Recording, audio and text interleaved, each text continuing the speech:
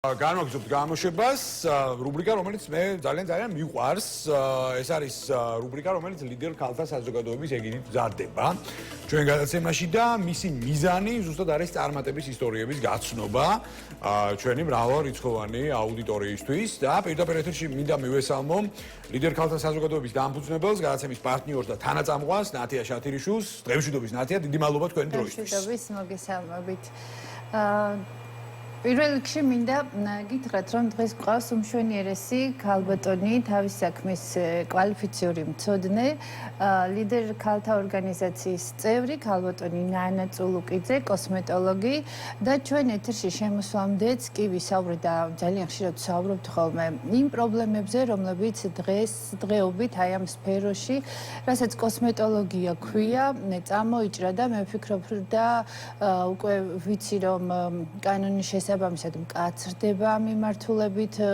სანქციები და ალბათ მოვა დრო რომ გავამახვილებთ ყურადღებას და ჩვენ ზემდგომი ორგანოები ამ თემას გაცილებით მეტ ყურადღებას დაუთმობენ, იმიტომ რომ ვიცით რამდენ პრობლემას ვაწყდებით, იმიტომ რომ არ არის კვალიფიციური კადრი, თუმცა უმრავლესობა დღეს რატომღაც და ამ თემასთან დაკავშირებით ქალბატონი ნანაც ისაუბრებს, რატომ ირჩევენ პროფესიად კოსმეტოლოგიას დღესდღეობით ადამიანები და მათ სამწუხაროდ არ აქვთ შესაბამისი ცოდნა, გამოცდილება და მუდმივად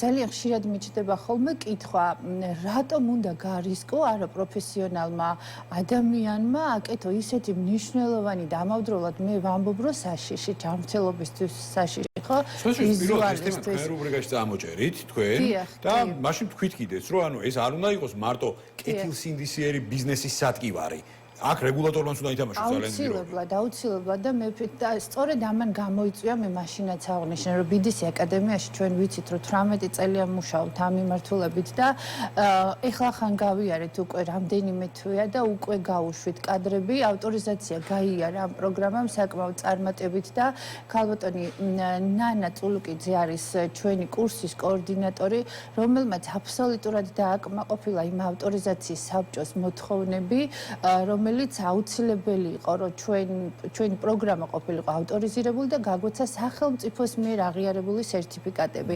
ხშირად ვაწყდებით ხოლმე ისეთ პრობლემას, როდესაც მომხმარებელმა, ანუ მათ ვისაც სურვილი აქვს რომ ისწავლოს ეს პროფესია, არ იციან რეალურად რა განსხვავება სახელმწიფოსას მიერ აღიარებულ სერტიფიკატში, ჩვენ და სამწუხაროდ ძალიან თუ დრამის ვამბობ, მაგრამ ცნობადობა არ აქვს შესაბამისი რა განსხვავება სახელმწიფოს მიერ აღიარებულ და ავტორიზირებული პროგრამასა და ჩვეულებრივი შეპესეს თუ მოკლედ არ აქვს მნიშვნელობა რომელი სამართლებრივი ფორმა ექნება ორგანიზაციას მის მიერ გაცემულ სერტიფიკატს.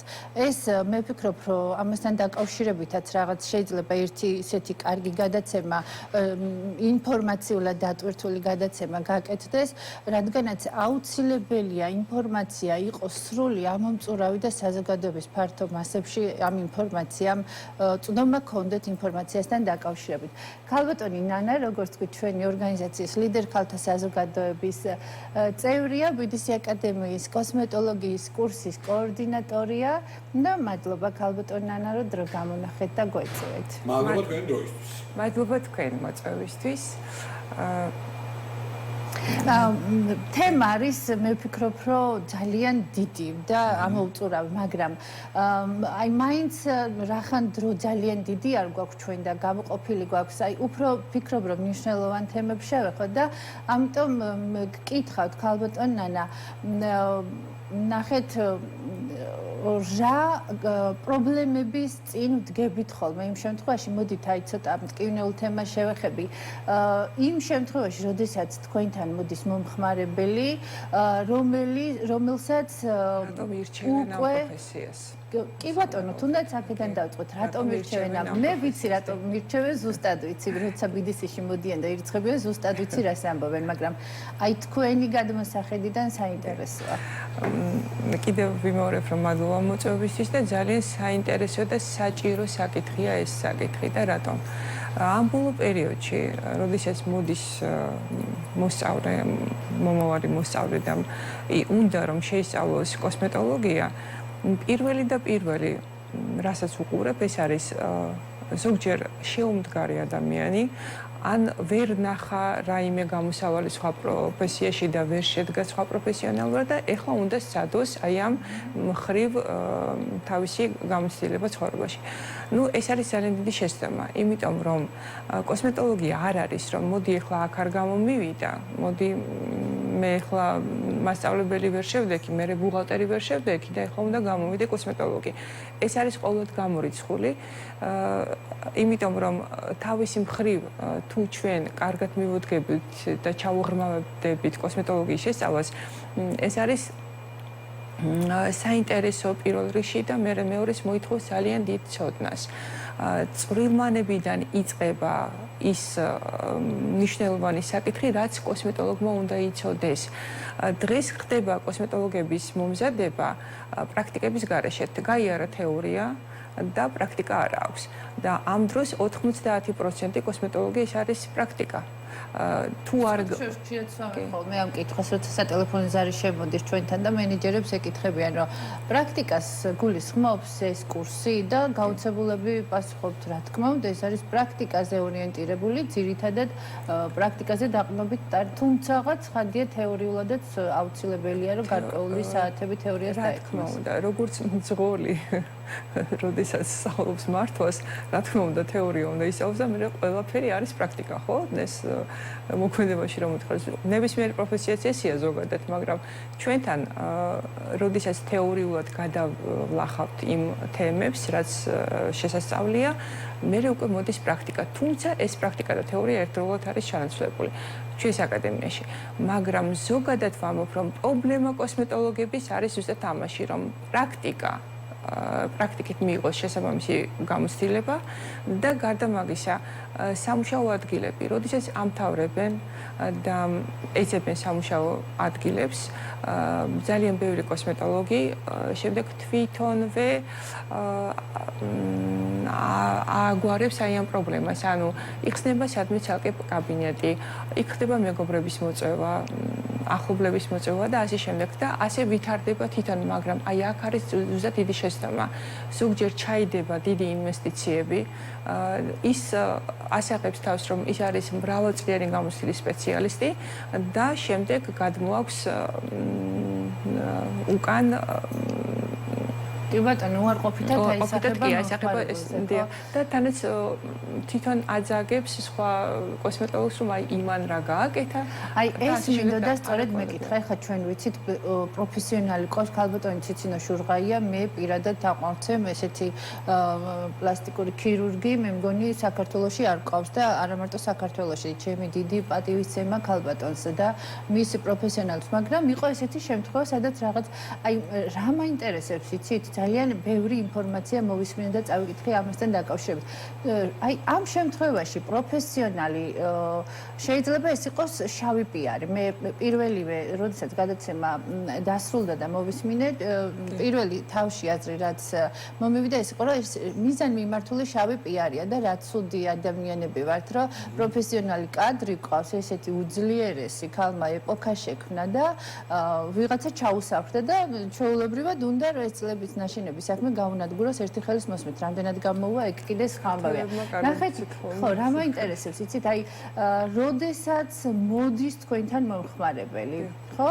და უნდა რაღაც პროცედურის გაკეთება და ის სრულყოფილად არ ამბობს, არ ამჟღავნებს იმ ინფორმაციას, რა აქვს მას თქვენთან მოსვლამდე გაკეთებული და ჩვეულებრივად შეყევხართ შეცდომაში. აი, ამ შემთხვევაში ვისი პასუხისმგებლობა შეიძლება დადგეს? პასუხისმგებლობა, როგორც ესეთი. ნუ შედეგი მივიღეთ ცუდი. რეალურად დამალა. პასუხისმგებლობა ვერ დადგება ქალბატონათია, იმიტომ რომ ჯერ მიდის იქამდე საქმე ვისი ბრალია. ხო, კითხვა ისმის რომ ვინ დააშავა ამ ორიდან დავუშვათ სხვასთან იქონდა გაკეთებული პროცედურები, შემდეგ მოვიდა მეორე კოსმეტოლოგთან და ისმება კითხვა ვინ დააშავა. ეგ ერთი, მაგრამ მეორე, როდესაც პროფესიონალი, გამოცდილი პროფესიონალი, მithumetes პლასტიკური ქირურგები მუშაობენ, მათ და აქვთ საკმაოდ დიდი გამოცდილება, ისინი მუშაობენ და აქვთ გამოცდილება, ანუ ძალიან მრავალი პაციენტმა გაიარა ხო მათ ხელში. თუ ისინი არ ემუშავებენ, ან მრავალ პაციენტს არ მოემსახურებიან, მაშინ არც ექნება დამხმარე გამოცდილება, ხო? ცხადია, პრაქტიკიდან მოდის გამოცდილება. ზუსტად მაგაშია საქმე, რომ არ უნდა ჩაიქოლოს და არ უნდა გაკრიტიკდეს ადამიანი, რომელმაც ძალიან ბევრი კარგი საქმე გააკეთა.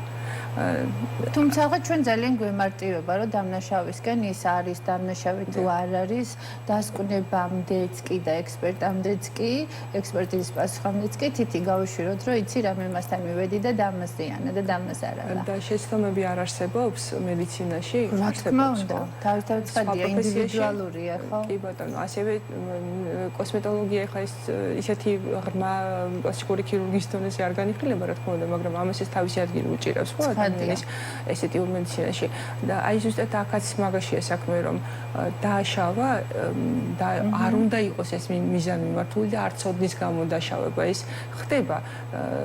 როდესაც ადამიანი 5 კოსმეტოლოგს გამოისვლის და 5-ვესგან აქვს გაკეთებული სხვადასხვა პროცედურები, რა თქმა უნდა, მისი შედეგი მეხუთე კოსმეტოლოგთან იქნება სხვა. რეალურად მზად უნდა იყოს ამისთვის, ხო? როდესაც რამდენიმე კოსმეტოლოგის ეს ძალიან დიდი თემაა და მარტო ჩემი განსახილველი თემა არ არის. აქ ძალიან ბევრი პროფესიონალები არსებობენ, რომლებიც ამაზე თავის სიტყვას იტყვიან და ამბობენ, რა თქმა უნდა, მაგრამ ჩემის მხრიდან, რაც მე შემიძლია დავამატო, ეს არის, რომ ძალიან ბევრს აშავებს მომხმარებელიც. იმიტომ რომ მას გონია, რომ მას დაუშავეს და ამ დროს თვითონ აშავებს, უშავებს პირველ რიგში თავის თავს. და ჩვენ რატომ მიდის არაკვალიფიციურ კადრთან? ხო ასეა. კი ბატონო. და ბრძოლის ბიზნესურ კითხვას დავსვა რეგულატორი ყავს ამ მიმართულებით. ჯანდაცვის სამინისტრო არის რეგულატორი. ან ვიღაცა უნდა იყოს არბიტრი რეალურად, რომ ანუ ყოველთვის არ მოხდეს პირობითად ვიძახი, ეხლა ამ შემთხვევაში როგორც სხვა ბიზნეს სექტორებში ხდება, ხო? ანუ ამ შემთხვევაში მომხმარებელი ადანაშაულებს ბიზნეს ოპერატორს, ბიზნეს ოპერატორი ირიდებს თავიდან პასუხისმგებლობას ადანაშაულებს კონკურენტს, კონკურენტი ადანაშაულებს ესე ვთქვათ ბენეფიციარს და ასე შემდეგ და ასე. მაგრამ ასე თუ ისე სექტორალურად, ეხლა მე არ ვიცი, რომ ყველა სექტორს ყავს რეგულატორი, ხო? მეტნაკლებად პლუს მინუს არის, მაგრამ აი ამ კონკრეტულ სექტორში ვინ არის არბიტრი? ანუ არის თუ არა ეს არბიტრის ფუნქცია? არ მიესადაგება მაინც და მაინც ბიზნეს ტერმინს, მაგრამ ნუ აი არბიტრი თუ გააჩნია სექტორს. ნახეთ, სწორედ ეს არის, რომ უნდა, ეხა იმიტომ არ გამოვიდეს, რომ აი რაღაც მე BDC-ის რეკლამას ვაკეთებ. უნდა ის BDC-ის რეკლამა პარტნიორი ხარ გადაცემის ეხლა. არა, ანუ ეხლა აბსოლუტურად სხვა პოზიციიდან ვსაუბრობ. ესეთი თავმდაბლობას არ შეიძლება. ნახეთ, უნდა ვიცოდეთ, სად უნდა მივიდეთ, ანუ პროგრამა არის ავტორიზირებული. ეს რას ნიშნავს? იმას, რომ იქ გაწერილია პროფესიონალების და ექსპერტების ხელით რა უნდა შეისწავლებოდეს და ვინ უნდა ასწავლოს. ვის აქვს უფლება რომ ასწავლოს. ეს იმას ნიშნავს, რომ მსმენელი როცა დაასრულებს, შესაბამისი საათები უნდა გაიაროს მან ავტორიზაციის მოთხოვნიდან გამომდინარე. იღებს სახელმწიფოს მიერ აღიარებულ სერტიფიკატს და არა მე დღეს გავხსენი რაღაც შეპესე ან მეწარმე ან IPR აქვს მნიშვნელობა. მოვიწვიე, მე არ მაქვს უფლება არაკვალიფიციურმა კადრმა ჩემთან ასწავლოს. რახან პროგრამა ავტორიზირებულია გესმით და როდესაც კურსის კოორდინატორი არის კვალიფიციური კადრი, ანუ შესაბამის მოთხოვნებს აკმაყოფილებს, მის მიერ გადამზადებული კადრი და იმ სასწავლებელში მარტო BDC-ზე კი არ არის. სხვაერთაშორის არის საქართველოში და თბილისში რამდენიმე სასწავლებელი, რეკლამაში რო არ ჩამეთვალოს, არ ვიტყვი ამ სასწავლებლებს და ისინი ძალიან აუცილებელი და საჭირო იყო სულ დაახლოებით ვართ 3 სასწავლებელი, ვინც გასცემს ავტორიზირებულ სერტიფიკატს, სახელმწიფოს მიერ აღიარებულ სერტიფიკატს და ამას ეგრე მარტივიც არ არის, ამას კიდე უკან მთელი რიგი წესები აქვს და აუცილებლობა აქვს, რომ უნდა იყოს აუცილებლად სამედიცინო განათლების მქონე ის ადამიანი, მე იურისტი ვარ კვალიფიკაციით და ვერასოდეს ვერ და თავს არ მივცემ იმის უფლებას, რომ მე ვისწავლო კოსმეტოლოგია, რამდენადაც შემოსავლიანი არ უნდა იყოს ეს პროფესია და მე ვასწავლო ხვალ გავხდე კარგი კოსმეტოლოგი. ხა არც პიარი გამიჭირდება და არც მომხმარებლის მოზიდვა, მაგრამ მე არ მომცემს ჩემი თავი იმის უფლებას, რომ მე ხვალ გავხდებ თქვა კოსმეტოლოგი, იმიტომ რომ ჩემი პროფესია არის იურიდიული, მაქვს დამთავრებული კვალიფიკაცია, მაქვს იურისტის და შესაბამისად ეს ძალიან მნიშვნელოვანია, რომ სახელმწიფოს მიერ აღიარებული სერტიფიკატი აიღონ, ავტორიზირებული კურსი გაიარონ და სამედიცინო განათლება ამავდროულად ქონდეთ აუცილებლად, რომ ისინი იყვნენ კვალიფიციური კადრები და აი ამ ლაფსუსებს ახლა ნახეთ ხშირად ვფიქრობ ხოლმე ამ თემასთან დაკავშირებით, რომ რამდენად გამბედაობაც არ ქვია მას, რომ განდოს ადამიანმა საკუთარი ვიზუალი, საკუთარი თავი და არ ხარ პროფესიონალი. აი, ხო, ნებისმიერი პრობლემა შეიძლება ამ დროს შეგემთხვას, ხო? კი ბატონო. აბსოლუტურად გეთანხმებით. მადლობა პირველ რიგში ეს საინტერესო დისკუსიისთვის. და ფაქტობრივად უკვე მეორე თქვენი რუბრიკა არის ამ თემაზე ხდება აქცენტირების გაკეთება და კარგია ეს, იმიტომ რომ საზოგადოებას უნდა კონდეს ინფორმაცია. ხოლმე მომხმარებელი, როდესაც არის უკმაყოფილო, აი პრობლემით, აი იქნებ ამ პრობლემის წინაშე დავდექი და შესაბამისად თემა წამოწეულია. აბსოლუტურად გეთანხმებით. მე მაინც ვფიქრობ, რომ ეს აუცილებლად დარეგულირდება, წეხან თქვენ როგორც ახსენებთ და რეგულაციებზე თქვენ ახსენეთ, რამდენადაც საქმის კურსი ვარ, ძალიან მუშავდება მე მგონი. მუშავდება რეგულაცია. ჯანდაცვის სამინისტრო იმედია, რომ წარადგენს პაკეტს უკვე პარლამენტში და შესაბამისად მოხდება აღნიშნული საკითხების ფორსირება. ძალიან დიდი მადლობა. საინტერესო ანალიტიკური საუბრისთვის და ინფორმატიული საუბრისთვისაც და ძალიან ბევრმა ჩვენი მაყურებლიდან ისე ამოვნა დარწმუნებული ვარ და მიიღო ინფორმაცია ამ მიმართულებით ნათია შათირიშვილი, ნანა წულუკიძე.